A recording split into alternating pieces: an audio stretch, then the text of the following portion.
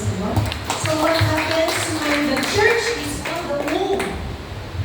Persecutions are inevitable.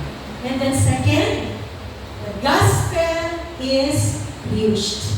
Kapag tayo ay kumikilos, napapalawak ang ebanghelyo. Amen po mga kapatid? Kapag tayo ay humahakbang, napapalawak ang kanyang kaharian. Kaya sa bawat, ang church may purpose si Lord. Kung bakit hindi tinatag ni Lord ang church. Amen? Kung bakit merong collective body of people. One time, sabi ng lolo ko noon, nagtanong ako kay, meron siyang pangalan na sila. Sabi niya, Pastor, pwede bang sa bahay lang sumamba? Ang sagot ng pastor ay, pwede naman. Pwede bang sa bahay na lang mag-pray? Pwede naman. Pwede bang ikaw at si Lord lang? O ako at si Lord na lang?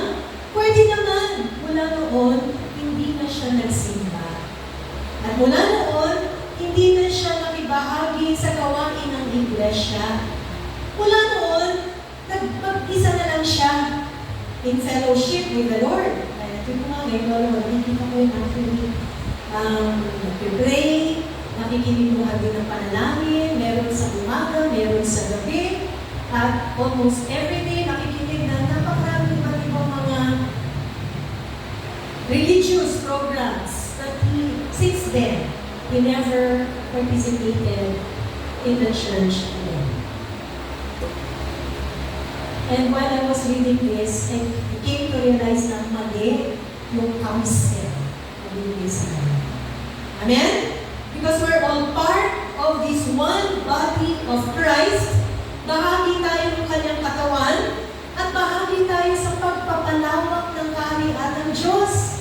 Lahat tayo ay bahagi dito sa gawain ito ng Panginoon na dapat ay lumalago, kumikilos, gumagawa ng lahat ng kanyang kalooban. Because we were meant to grow and we were meant to bear fruit. Amen po mga kapatid? So, merong pakay si Lord sa iglesia. Bagaman meron tayong kanyang mga private, secret life, moments of prayer, our own personal devotions, pero bahagi tayo ng church, bahagi tayo ng iglesia ng Panginoon. Ang natin si Lord.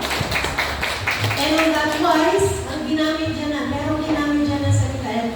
Basahin po natin, Acts chapter 8, 4-5. Therefore, those who were scattered went everywhere, preaching the word. Then Philip went down to the city of Samaria and preached Christ to them. Sa unang verse 1, sa unang talata ko.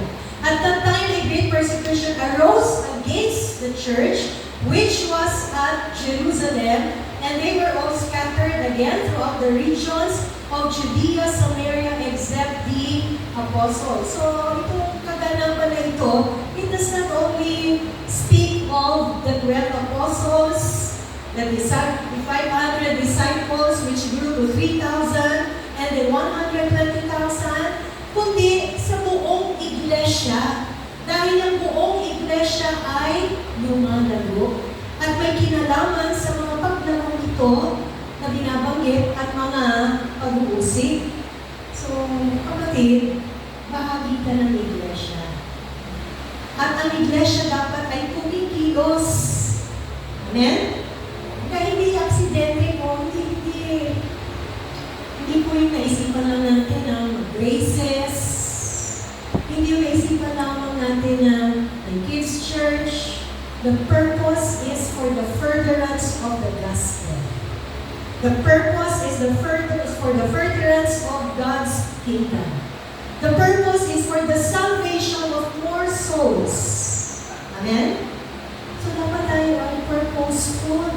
Kung tayo man ay nagpapaskot, humahayo, naglalakad, may pakay. Amen? Upang ihayag ang Panginoong Jesucristo, upang ihayag ang kanyang ebanghelyo, ang kanyang kaligtasan, upang ang mga buhay ay maangkay kay Jesus. Bahagi tayo ng iglesia, And this is not our work, it is the work of the Lord in us. And it is the Spirit of the Lord who fuels us to do the work. So ang ating lakas, kakayahan, kapangyarihan,